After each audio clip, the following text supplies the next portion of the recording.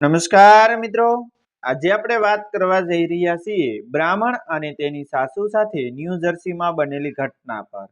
અમેરિકાના new jersey રાજ્યમાં વસતા ભારતીયોના એક વિશાળ વિસ્તારમાં દર વર્ષે શ્રાવણ માસ દરમિયાન ભક્તિનો એવો માહોલ સર્જાતો કે જાણે ભારતનો જ કોઈ નગર જીવંત થઈ ઉઠ્યો હોય. મંદિરોમાં ઘંટરાવ ગુંજતું, ઘરોમાં વૈદિક મંત્રોના સ્વર સંભળાતા અને દરેક પરિવારમાં ભગવાન પ્રત્યેની શ્રદ્ધા નવી ઉર્જા સાથે પ્રગટ થતી. એ જ દિવસોમાં ગુજરાતના પાટણ જિલ્લાના એક નાના ગામના યુવાન બ્રાહ્મણ હર્ષવર્ધન ભટ્ટ અમેરિકા પહોંચ્યા હતા. બાળપણથી સંસ્કૃતિનો અભ્યાસ, શાસ્ત્રોનું ઊંડું જ્ઞાન અને સત્યનારાયણ ભગવાનની કથાનું નિષ્ઠાપૂર્વક પાઠન એ તેમની ઓળખ હતી. ગામમાં તેમની વિદ્વતાનો સન્માન થતું, પરંતુ આર્થિક પરિસ્થિતિ એટલી મજબૂત નહોતી કે માત્ર પૂજાપાઠથી પરિવારનું ભવિષ્ય સુરક્ષિત બની શકે. તેથી અનેક વિચાર વિમર્શ પછી તેમણે અમેરિકામાં રહેતા ભારતીય પરિવારોની ધાર્મિક વિધિઓ કરાવવા જવાનો નિર્ણય લીધો. મનમાં એક જ સંકલ્પ હતો કે જ્યાં સુધી માતા પિતાનું ઋણ ઉતારી ન દે અને પોતાનું ઘર સંભાળી ન લે ત્યાં સુધી અખંડ શ્રદ્ધા સાથે ભગવાનની સેવા કરવી.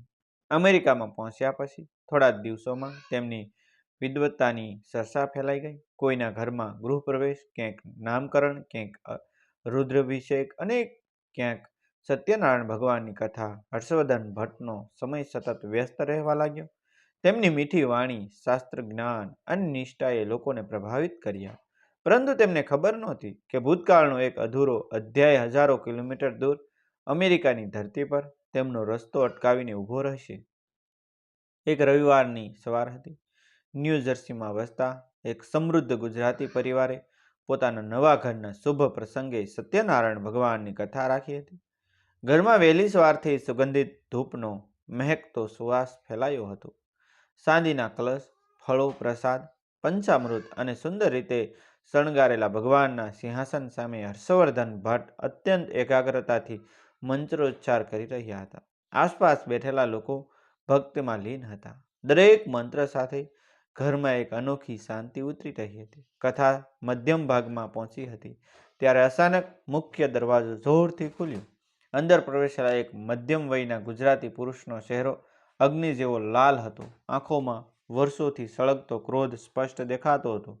ઘરમાં બેઠેલા લોકો અસંભામાં પડી ગયા. કોઈ સમજી શકે પહેલા જ તે પુરુષ સીધો આગળ વધ્યો અને હર્ષવર્ધન ભટ્ટ તરફ આંગળી સીંધીને ગર્જના કરી ઉઠ્યો, અરે તું અહીં બેઠો છે, ભગવાનની કથા કરે છે, તારા જેવા માણસને આ આસન પર બેસવાનો પણ અધિકાર નથી. મંત્રોચ્ચાર થંભી ગયો. ઘરમાં પીન પડ્યાનો અવાજ પણ સંભળાયા એવી નિશ્ચલતા છવાઈ ગઈ. હર્ષવર્ધન ભટ્ટે ધીમેથી આંખ ઊંચી કરી અને સામે જોયું. ક્ષણ માત્રમાં તેમના ચહેરાનો રંગ બદલાઈ ગયો. વર્ષો પહેલા ગુજરાતમાં થયેલી એક કડવી ઘટના વીજળીની જેમ યાદ આવી ગઈ. સામે ઊભેલો માણસ હતો ગોવિંદભાઈ પટેલ. બંનેની નજર મળી અને સમય જાણે થંભી ગયો. ગોવિંદભાઈના હૃદયમાં વર્ષોથી મળતો અગ્નિ હવે ધગધગી જ્વાળામાં ફેરવાઈ ગયો હતો. તેમણે એક ક્ષણનો પણ વિચાર કર્યા વગર સૌની સામે બૂમ પાડી કે મારા રોયા, મારી દીકરીનું જીવન બગાડીને અહીં અમેરિકામાં આરામથી કથા કરે છે.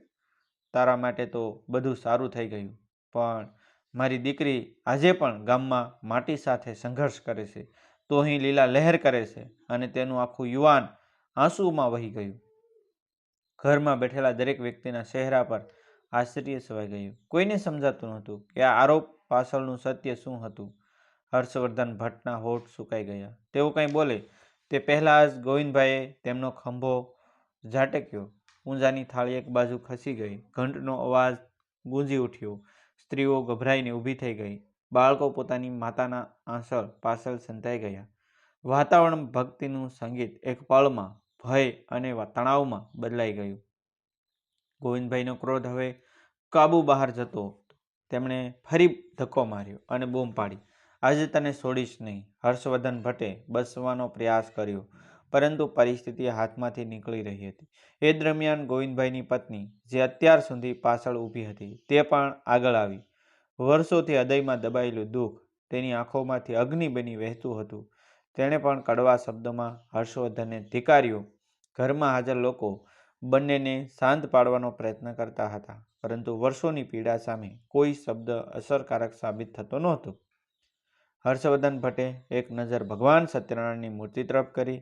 તેમની આંખોમાં અપરાધ ભાવ હતો કે અન્યાય કોઈ રહસ્ય તે કોઈ સમજી શકતું નહોતું.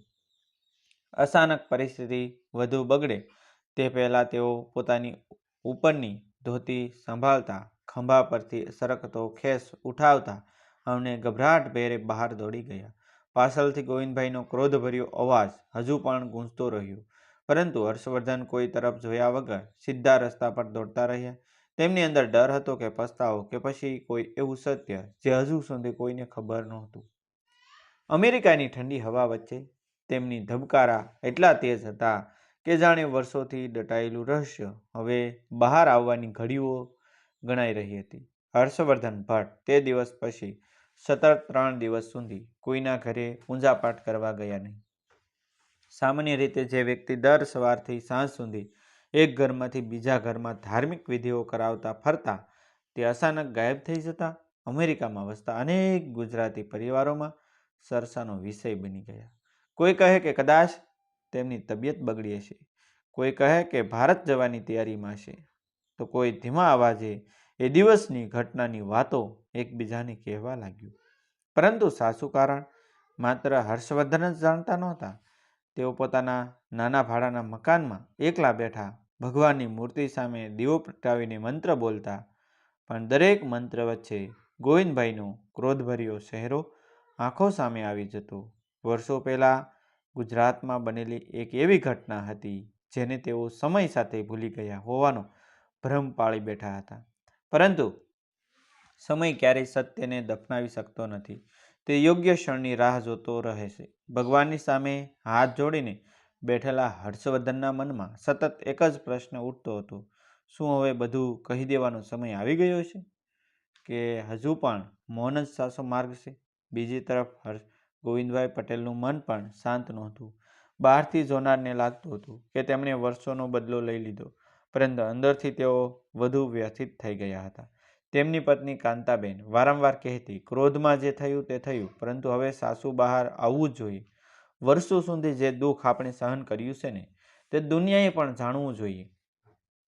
ગોવિંદભાઈ લાંબો શ્વાસ લઈ બારી બહાર નજર કરતા રહ્યા.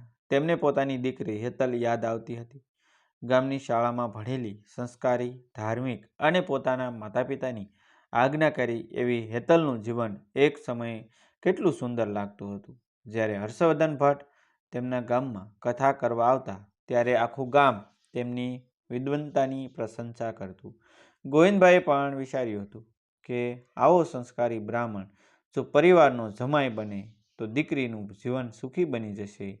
બંને પરિવારો વચ્ચે વાતચીત આગળ વધી, આશીર્વાદ લેવાયા, ભવિષ્યના સપના જોવામાં આવ્યા.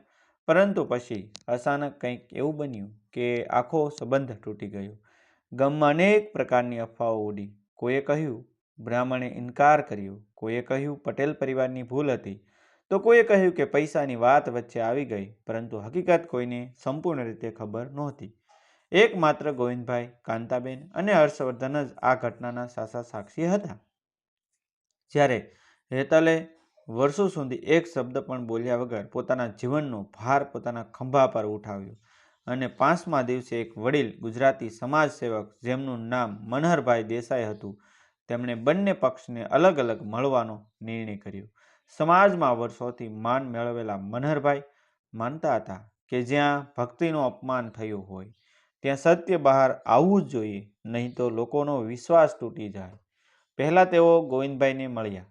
લાંબી વાતચીત દરમિયાન ગોવિંદભાઈની આંખોમાંથી આંસુ વહેવા લાગ્યા. તેમણે કહ્યું, હું કોઈ બ્રાહ્મણનું અપમાન કરવા ગયો નહોતો. મને તો વર્ષોથી મારી દીકરીના આંસુ જ દેખાય છે.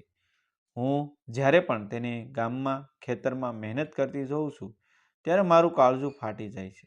એક સમય એવો હતો જ્યારે તે પણ સપના જોતી હતી, પરંતુ આજે તે પોતાની ખુશીઓને દફનાવીને માત્ર અમારી સેવા કરે છે. જો હર્ષવર્ધન સામે આવીને સાસુ કહી દે તો કદાચ મારા હૃદયનો ભાર થોડો ઓછો થાય. મનહરભાઈએ શાંતિથી બધું સાંભળ્યું, પરંતુ કોઈ નિર્ણય કર્યો વગર તેઓ સીધા હર્ષવર્ધનને મળવા નીકળ્યા. હર્ષવર્ધન ભટ્ટે દરવાજો ખોલ્યો ત્યારે તેમનો ચહેરો અનેક રાતોની નિંદ્રા વિહોણી પીડા કહી રહ્યો હતો. મનહરભાઈ સામે બેઠા પછી લાંબા સમય સુધી બંને વચ્ચે મૌન રહ્યું. અંતે મનહરભાઈએ માત્ર એક જ વાક્ય કહ્યું કે ભગવાનની સેવા કરનાર માટે સત્યથી મોટું કોઈ તીર્થ નથી. આ શબ્દ સાંભળતા હર્ષવર્ધનની આંખો ભીની થઈ ગઈ. તેમણે ધીમા અવાજે કહ્યું કે મારી ભૂલ એટલી જ હતી કે મેં મૌન પસંદ કર્યું. મેં કોઈનું જીવન બગાડવાનું ક્યારેય ઈચ્છ્યું નહોતું. મનહરભાઈએ તરત જ પૂછ્યું, તો પછી સત્ય શું છે? હર્ષવર્ધન થોડા સમય સુધી માથું ઝુકાવીને બેઠા રહ્યા. બહાર વરસાદ શરૂ થઈ ગયો હતો. બારીના કાચ પર પડતા વરસાદના ટીપાં જાણે વર્ષોથી અટકેલા શબ્દોને બહાર લાવવા માટે પ્રેરણા આપી રહ્યા હતા.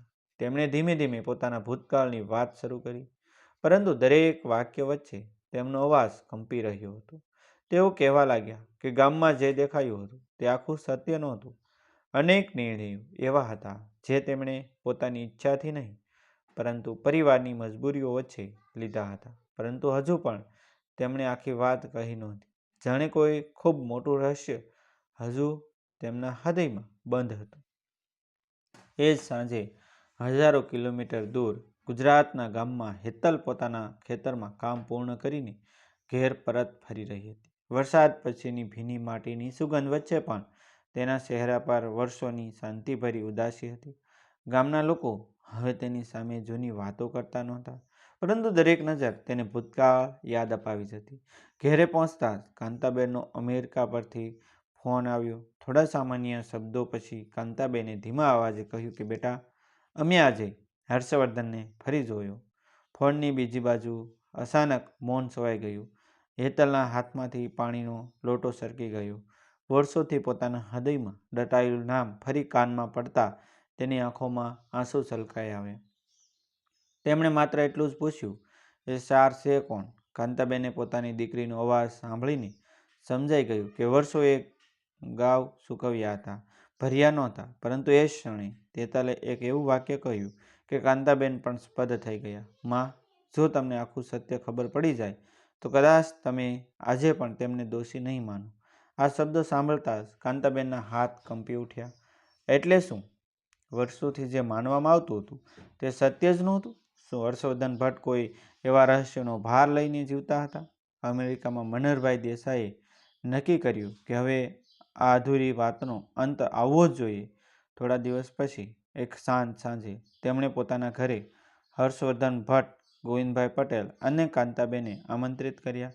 ઘરમાં ભગવાન સત્યનારાયણની નાની પ્રતિમા સામે દીવો પ્રગટાતો હતો, પરંતુ આ વખતે કોઈ પૂજા નહોતી. માત્ર સત્યની સાક્ષી તરીકે ભગવાનને સામે રાખવામાં આવ્યા હતા.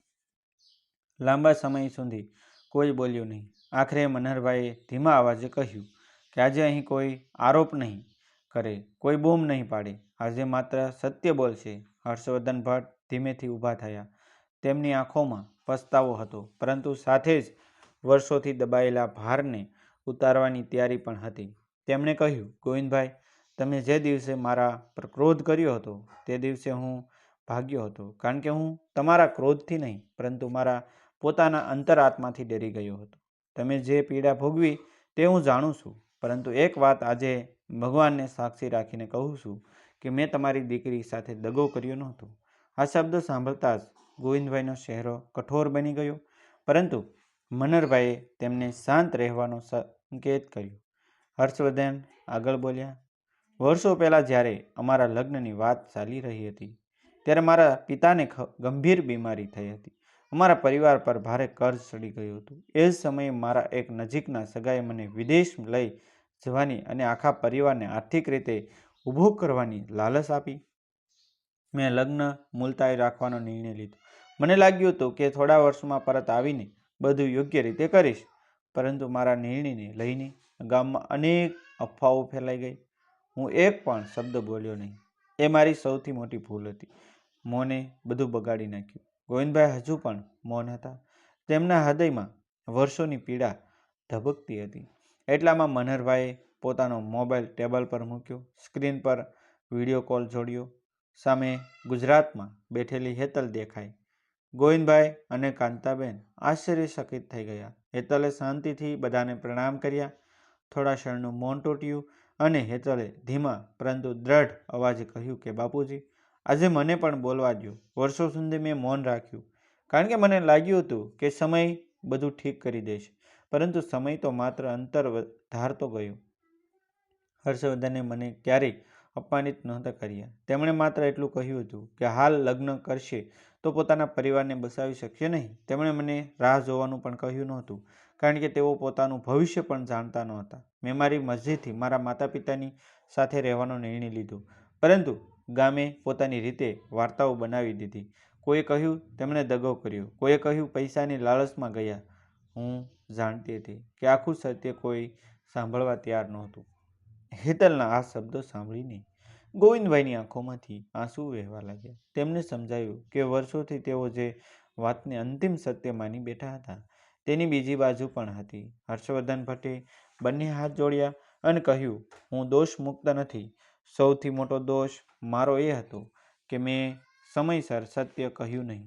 જો હું ત્યારે એકવાર તમારા ઘરે આવીને સાચી પરિસ્થિતિ સમજી હોત તો કદાચ આજે આ દિવસ જોવો ન પડ્યો હોત.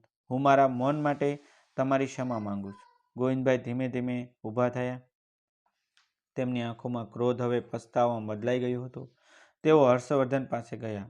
થોડા ક્ષણ બંને એકબીજા સામે ઊભા રહ્યા. આખરે ગોવિંદભાઈએ ભારે અવાજે કહ્યું, મેં પણ ક્રોધમાં ભગવાનની કથા વચ્ચે જે કર્યું તે યોગ્ય નહોતું. મને સત્ય જાણ્યા વગર નિર્ણય ન લેવો જોઈએ હતો. બંનેની આંખોમાં આંસુ હતા. ઘરમાં બેઠેલા સૌ લોકો નિશબ્દ આ દ્રશ્ય જોઈ રહ્યા હતા. મનહરભાઈએ ધીમેથી કહ્યું, અહંકાર માણસને દૂર લઈ જાય છે, પરંતુ સત્ય અને ક્ષમા ફરી એક કરે છે. થોડા મહિનાઓ પછી હર્ષવર્ધન ફરીથી અમેરિકામાં પૂજાપાઠ કરવા લાગ્યા. પરંતુ હવે દરેક કથાની શરૂઆતમાં તેઓ એક નવી વાત જરૂર કહેતા. તેઓ કહેતા કે મંત્ર બોલતા પહેલા મન શુદ્ધ હોવું જોઈએ. જીવનમાં સૌથી મોટું પાપ અસત્ય નહીં, પરંતુ યોગ્ય સમયે સત્ય ન બોલવું છે. બીજી તરફ ગોવિંદભાઈ જ્યારે પણ ગુજરાત જતા ત્યારે પોતાની દીકરી હેતલ સાથે ખેતરમાં સમય વિતાવતા. હવે તેમના સંબંધોમાં વર્ષોની કડવાશ ઓછી થઈ ગઈ હતી. હેતલે પોતાનું જીવન સેવા અને સ્વાભિમાન સાથે જીવવાનું પસંદ કર્યું. હર્ષવર્ધન અને હેતલના માર્ગો ફરી ક્યારેય એક થયા નહીં, પરંતુ બંને પોતાના ભૂતકાળને કડવાશ નહીં, શીખ તરીકે સ્વીકારી લીધો. અમેરિકામાં વસતા ગુજરાતી સમાજમાં લાંબા સમય સુધી થતી રહી ચર્ચાઓ થતી રહી, પરંતુ હવે લોકો ઝઘડાની નહીં, એક શીખની વાત કરતા હતા. ક્રોધની એક ક્ષણ વર્ષોની ભક્તિ પર પડછાયો પડી શકે છે. અહંકાર સંબંધોને તોડી શકે છે, અને મૌન ઘણી વખત અસત્ય કરતાં પણ વધારે નુકસાન પહોંચાડે છે. જે દિવસે સત્ય બહાર આવ્યું એ દિવસે કોઈ જીત્યું નહીં અને કોઈ હાર્યું પણ નહીં. જીત્યું તો માત્ર સત્ય, ક્ષમા અને માનવતા. ભગવાન સત્યનારાયણની કથા પૂર્ણ થયા પછી જેમ પ્રસાદ સૌને સમાન રીતે મળે છે, તેમ જીવન પણ અંતે એ જ શીખ આપે છે કે ક્ષમા અને સત્યનો માર્ગ જ સૌથી મોટો ધર્મ છે. નોંધ: આ વાર્તા સંપૂર્ણપણે કાલ્પનિક છે અને માત્ર મનોરંજનના હેતુથી રચવામાં આવી છે. આ વાર્તાના પાત્રો, સ્થળો અને પ્રસંગોનો કોઈ પણ જીવિત કે મૃત વ્યક્તિ અથવા વાસ્તવિક ઘટના સાથે કોઈ સંબંધ નથી. જો કોઈ સામ્યતા જણાય તો તેને માત્ર સંયોગ માનવું. મિત્રો, આવા જ વિડીયો જોવા માટે અમારી ચેનલ સાથે આપ સૌ બન્યા રહેશો. અમારી ચેનલને સબસ્ક્રાઈબ કરી દેશો. થેન્ક યુ મિત્રો. મળશું આપણે એક નવા વિડીયો સાથે, એક નવી સ્ટોરી સાથે. ત્યાં સુધી આપ સૌનો આભાર. Thank you.